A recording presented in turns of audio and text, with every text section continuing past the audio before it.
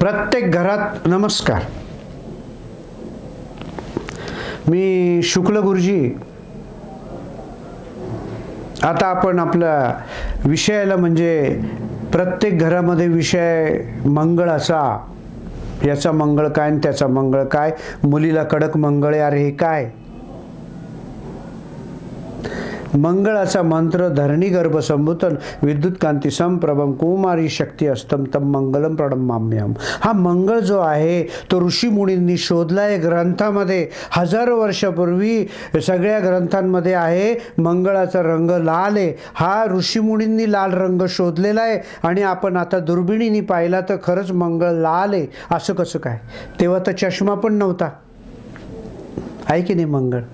मग मंगळ हा याचा स्वभाव काय, याचं वर्णन काय, हे सगळं ऋषी मुनींनी लिहिलेलं आहे. मुलीला कडक मंगळ असेल तर तामसीपणा.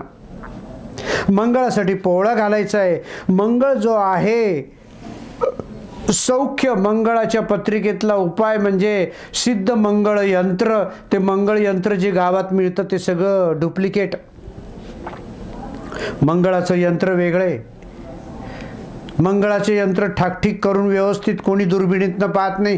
कोणी काही प्रिंट करून ते आपलं तांब्याच्या याच्यावर छापून चाललं. रत्नशास्त्र मंगळ ओळखणं फार कठीण आणि त्याचे इफेक्ट बिचाऱ्यांना मिळत नाही. आणि मग त्या टी व्हीच्या जाहिरातीतनं खरंच मंगळ हे पापग्रह.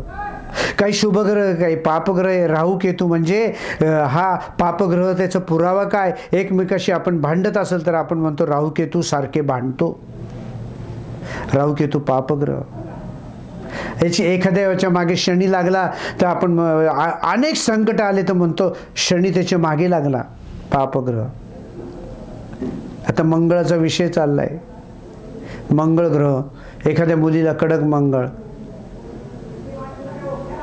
या ग्रंथामध्ये लाल रंग. खरंच मेष वृश्चिक यांचा स्वामी मंगळ. कोणाची मेष आहे बघा बरं. वृश्चिक कोणाची आहे. त्यांचा स्वामी म्हणजे मुख्य मंगळ. मग त्याच्यासाठी कुठला खडा. फोन करा. रवी चंद्र गुरु मित्र ग्रह आहे. म्हणजे ते रवी आणि चंद्र गुरु जे आहे समोरच्या पार्टीला ते तुमचे दोस्त व्यवस्थित मित्र ग्रह. शत्रू कुठले. बुध राहू हे शत्रू ग्रह. समोरच्या माणसाचा बुध आणि राहू ग्रह राशीनुसार असेल. खरंच ज्यांना जन्मकुंडली मंगळाची आहे त्यांना दुसऱ्याच्या बंधनात आवडत कधीच नाही. बघा तुमच्याकडे कोणाचं मंगळाची कुंडली त्यांना दुसऱ्याच्या बंधनात आपोआप तामसपणा वाढतो. जन्मकुंडली पहिल्या घरात जर मंगळ असेल चांगलं नाही. पण उत्साही चपळ निर्णय झटपट राग मात्र झटपट. दुसऱ्या स्थानात जर मंगळ हे जन्मकुंडलीत 12 हे घर आहे त्याच्यामध्ये जे दुसरं स्थान आहे त्याच्यामध्ये जर मंगळ असेल तर कौटुंबिक स्वास्थ्य जरा बिघडल. खर्च वाढतो. घसा डोळे दुखतात. घशाचा त्रास. तिसऱ्या याच्यात आवाज मोठा एकाग्रता तिसऱ्या घरात असेल तर डोकेदुखीचा त्रास कायम. चौथ्या घरात मंगळ असेल तर घरात रमत नाही. स्वतंत्रता कलह भाजणे. पाचव्या घरात मंगळ असेल तर काय संततीमध्ये अडथळा. अभ्यासात मन लागत नाही. 6व्या घरात जर असेल मंगळ तर पितृविकार. वडिलांपासून आणि शिवाय आपले जे पित्त येतात पोटाचा तो त्रास बीपीचा त्रास गुप्त शत्रू. 7व्या घरात मंगळ असेल तर विवाह त्याचा लांबणीवर व्यवसाय नोकरीमध्ये संघर्ष. 8व्या घरात असेल तर जीविताला धोका आहे. वैवाहिक जीवनात संघर्ष आहे. 9व्या घरात जर मंगळ असेल तर झटपट प्रसिद्धी. बघा 9व्या घरात आणि प्रवास खर्च जास्त. 10व्या घरात बघा बरं मंगळ आहे का व्यक्तीचं महत्त्वाची छाप पडेल. दबदबा वाढतो. नोकरी व्यवसायात मानाचे स्थान. 10वं घर लक्षात ठेवा त्याच्यात मंगळ असेल तर चांगलं आहे. कोणती गोष्ट मिळवणे झगडा त्याच्यासाठी झगडा. 11व्या घरात अपयश. प्रेम प्रकरण सुद्धा अपयश आहे. बघा बरं 11व्या घरात तुमच्या जन्मकुंडलीत मंगळ आहे का मग अपयश प्रेम प्रकरण सुद्धा कुठलंही. 12वं घर अनारोग्य. आरोग्य नाही खर्चिक वृत्ती. मंगळ जन्मकुंडली, संपूर्ण कुंडलीच मांगलिक मंगळाची कुंडली जी आहे ती काय काय करायचं काय काय नाही त्याच्यावर उपाय सिद्ध करून प्राणप्रतिष्ठा करून मंगळाचा पवळा असली मिळतच नाही. कुठे जा, दुकानात जा, कुठे जा, पवळा हा अस्सल नाहीच.